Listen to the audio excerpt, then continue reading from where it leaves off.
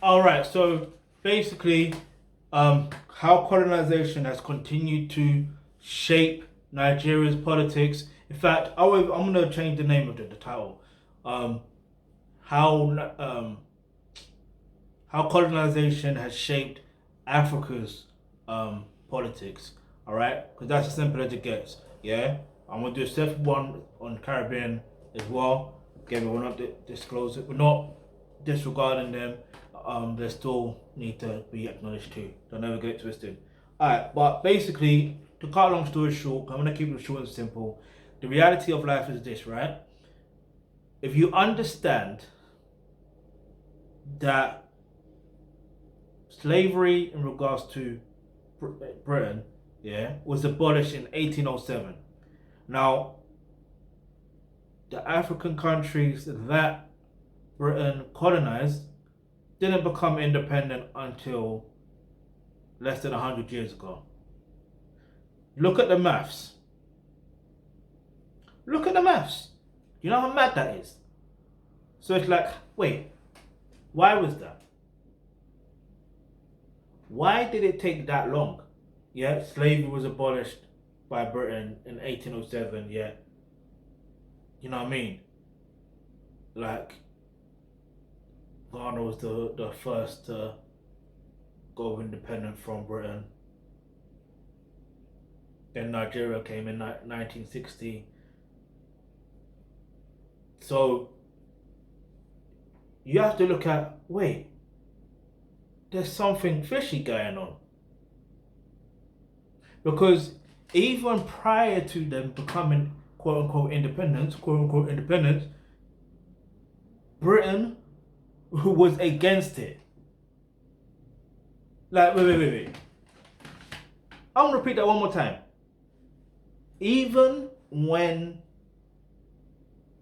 Ghanaians, quote unquote Nigerians, I hate these some Nigerians, but anyway, even when these African countries that were colonies or still are colonies, unfortunately, or Britain were fighting against being colonized or, you know what I mean, being still ruled by Britain, they were still, well, Britain said no, they were against it. But yet, slavery was abolished in 1807.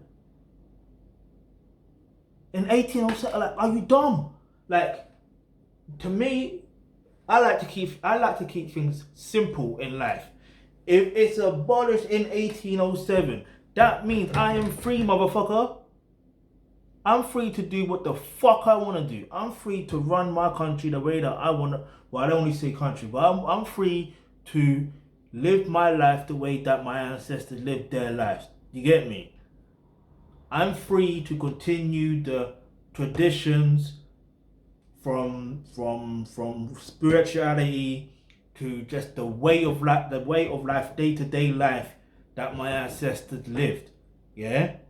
In my land, in my fatherland, you know what I mean? Or motherland, whichever term you want to use.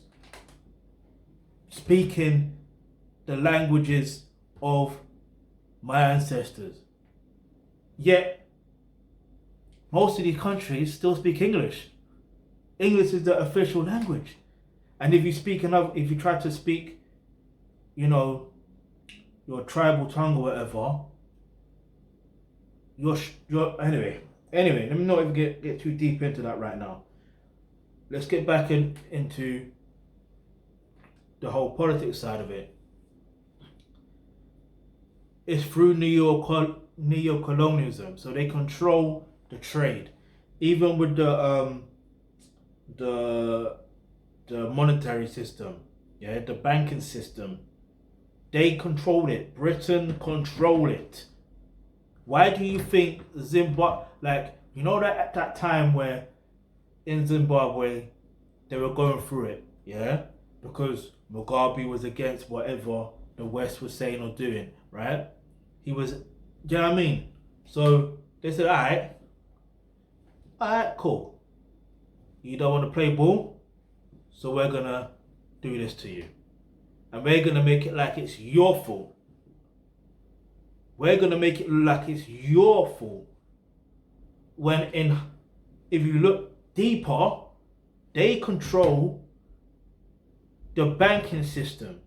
So because they control the banking system, they were able to, stop the cash flow or distribution of money, this, that, and the third.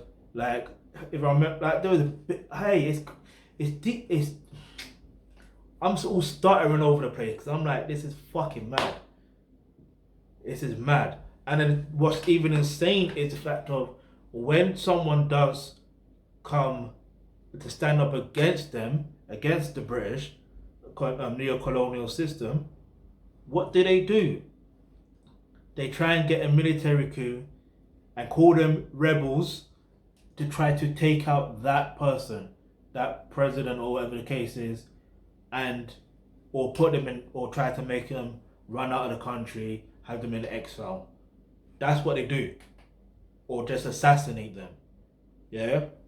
I think Robert Mugabe he mentioned about how they tried to assassinate him over 200 plus times, but they failed.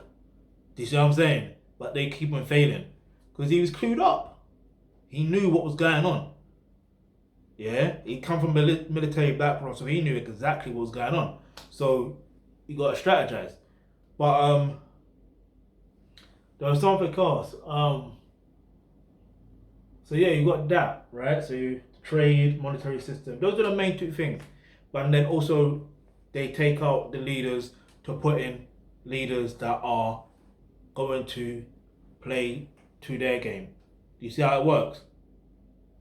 That's why, in fact, I'll probably do another video on it, on why Africa or some African countries are corrupt. Or, you know what I mean? It's because of that. So the only way, we have to look at the solutions now, because now it sounds like I'm just moaning and complaining. I don't want to ever sound like I'm moaning and complaining. Yeah? I'm being, oh, you're anti-Britain, this, no. There's a problem.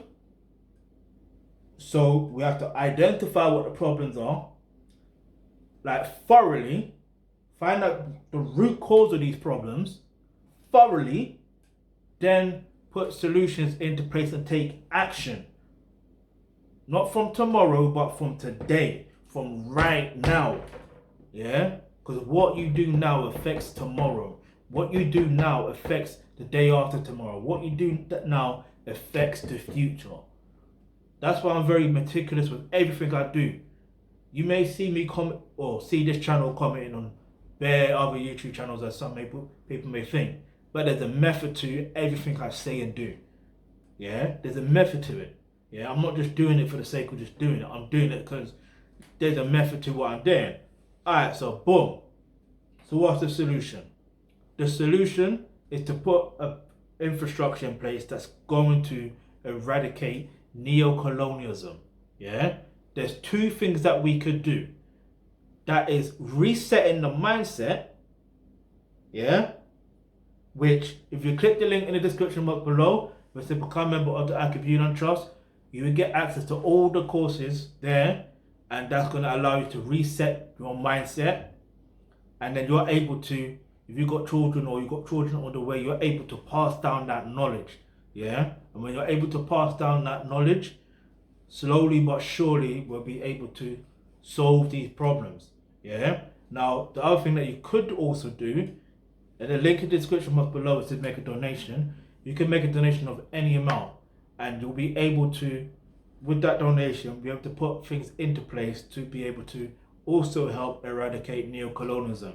Yeah, there's a lot of things that we want to do and need to do, but we can only do that with your help. All right. So you got any other questions, any other topics you'd like me to discuss in my videos, go ahead in the comment section below. Hit the subscribe button, hit the notification, because you never know the video you suggest might just be next.